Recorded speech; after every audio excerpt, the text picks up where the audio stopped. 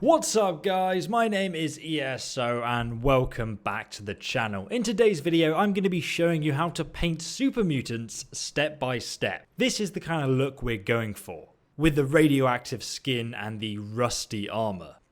As some of you guys know, I'm a huge Fallout fan and I'm going to be basing this color scheme off Fallout 4 and Fallout 3. It's kind of a really green irradiated kind of color scheme that I'm going for here, and I'm going to be showing you a beginner friendly way that you guys can achieve the same effect really easily. And guys, you can find all the paints and techniques that you need linked down below in the description there. If you also want to watch some Fallout battle reports, I suggest you go ahead and subscribe to the channel right now. And if you also press that little bell icon as well, YouTube will actually notify you every time I release a new video on this channel.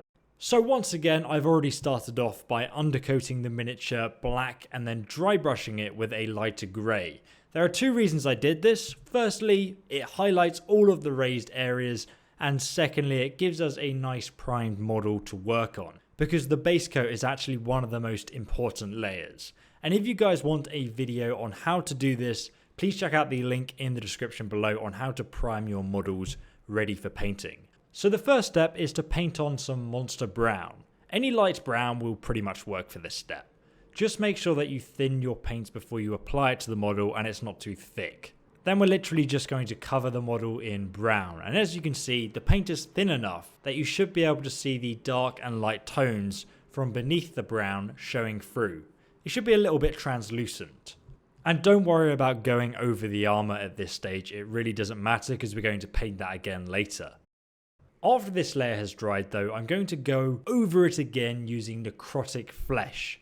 It's a light greeny brown colour, and we're just going to cover the miniature in a thin coat of necrotic flesh. After that's dried, we're going to use necrotic flesh again, but this time we're going to be dry brushing it onto the miniature. If you guys don't know how to dry brush, it's really rather simple. All you need to do is find yourself an old brush that you really don't care about. Then put some of the paint onto the brush, about this amount. Now all you need to do is rub the brush over some kitchen towel or something like that and really get the paint into the bristles. The brush shouldn't be wet, it should be completely dry, and as you guys can see, only some of the paint is actually being applied to the raised areas, and this is called dry brushing.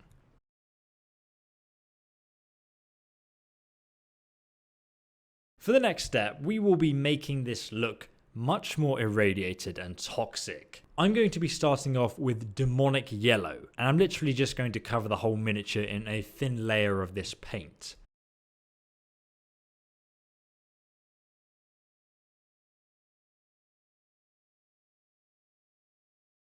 Once this is completely dry, we will be adding some soft tone wash. This is basically just brown water that will sink into all of the recesses of the model and redefine the detail. Please do use it sparingly though, because you don't want it to pool anywhere. That can lead to a really sort of unnatural shiny area forming, and it just doesn't look good.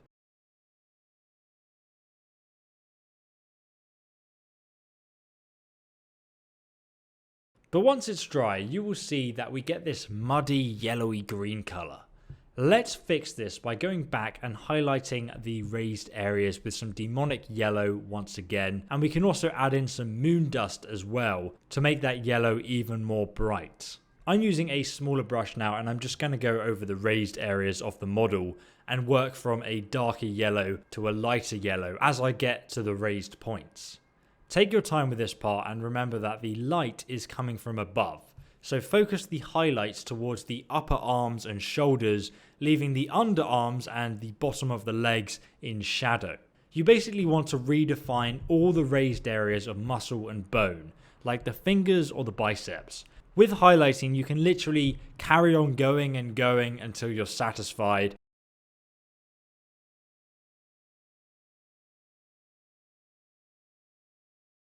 With the skin now finished though, we want to pick up the monster brown again and start outlining the leather straps and rags on the miniature. Depending what super mutant you're painting, these can be all over the place. So take your time and don't miss any or accidentally let the paint get onto the skin. Next we're going to go and add some highlights to these rags and belts with a lighter brown colour. I'm just going to mix slightly more white paint with the brown paint to create these highlights. And as for the rags, you can paint them red or blue or whatever colour you really want to. Remember, mutants are not going to be picky about what they find in the Wasteland to clothe themselves in. They won't all necessarily be dressing in the same uniform like the Brotherhood of Steel. I imagine the rags being very worn and dusty though. Next we're going to grab some soft tone wash. Any brown wash really will do, and we're going to use it on the rags to redefine that detail. You can, if you like, after this step, go back over the miniature and re-highlight it, but I've not actually shown myself doing this part in the video.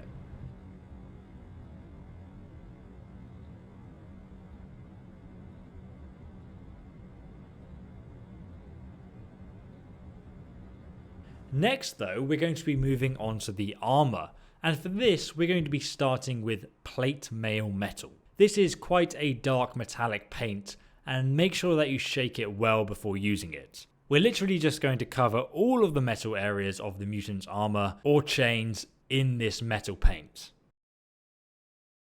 Next we'll be using the Nullin oil from Citadel. This is a black wash, and we will now carefully apply it all over the metal areas that we just painted. I actually used to use a black ink to wash my miniatures, but I found it gives a really unrealistic shiny finish that I don't recommend using. It was cheaper to use, but I actually would suggest investing in some proper miniature paints and washers, especially the washers are definitely worth using.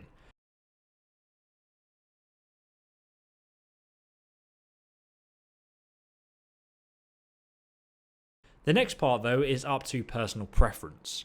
You can leave the armour bright and shiny by adding more metal highlights, or you can make it look old and rusty, which is of course how I imagine super mutants to be. I'm going to grab some Riser Rust effect paint. You want to get an old brush, get a little bit on it, and then rub the excess off with some tissue.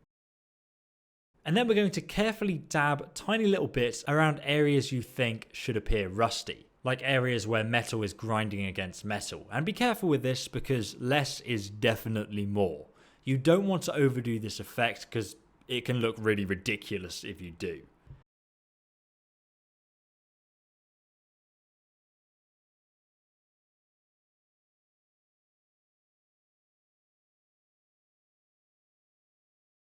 Next, I'm going to grab some scaly hide. This is a greeny blue paint, because in real life, rust is actually rather colourful. I imagine some of the armour will oxidize due to the weather, and you'll want to run streaks of this down some areas of the armour, and again, less is definitely more. I can't reiterate that enough. After I've built up a scaly hide base, I'm going to overlay it with Nilkarth Oxide. I don't actually know how you say that word, but it's a effect paint from Citadel. This will leave a grainy texture on the model after it dries, so make sure you use it sparingly. I usually use the oxide effect in streaks, or I try to imagine it pooling in certain areas of the armor due to gravity. But once you're done, you should really have a rusty, quite colorful rusty armor effect. And this is going to be a massive contrast when you compare it to the Brotherhood of Steel armor or another faction that tends to look after their clothing.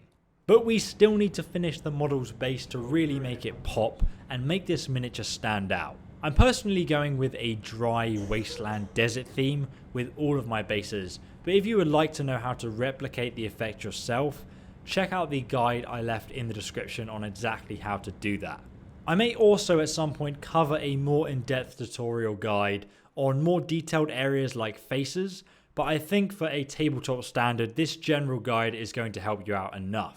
As this is one of my first video tutorials on the YouTube channel though, I'd love for you guys to comment, let me know what you did like and you want to see more of, and what you maybe didn't like, and I'll try and improve my tutorials around your feedback. Also guys, if you want to support ESO Tabletop, please go ahead and donate to my Patreon below, or you can donate to my PayPal as well. All the money I make from this channel is literally going back into buying models. And as I've said before guys, I'm going to be lucky if I end up breaking even on this project. But with your support, perhaps I can achieve that goal and even make some money out of this as well. But thanks so much for watching and subscribing, and I will see you guys in the next Fallout Battle Report or painting tutorial.